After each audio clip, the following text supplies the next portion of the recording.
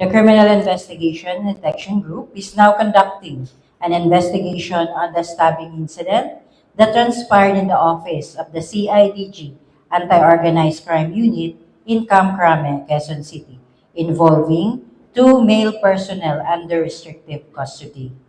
A report that reached Police Major General Robert A. Morico II, the director of the CIDG, stated that at around 7:30 a.m.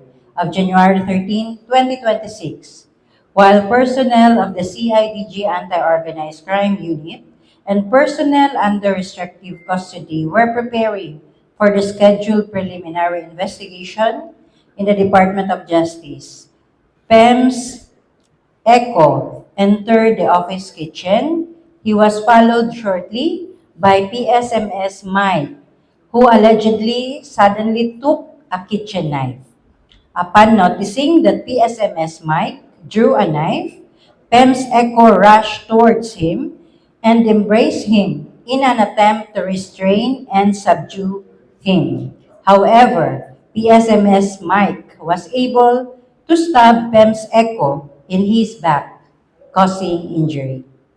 PEMS Echo was rushed to PNP General Hospital for immediate medical attention while PSMS Mike was arrested and the unit is now preparing for the filing of appropriate criminal charges.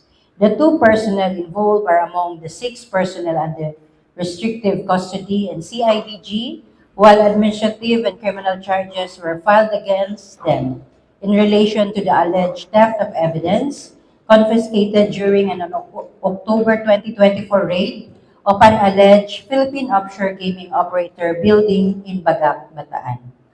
The investigation is now ongoing. The CIDG leadership assures the public that the unit will conduct a steadfast investigation on the incident and is not tolerating any infraction, demeanor, violation of laws, and crime committed by any of its personnel.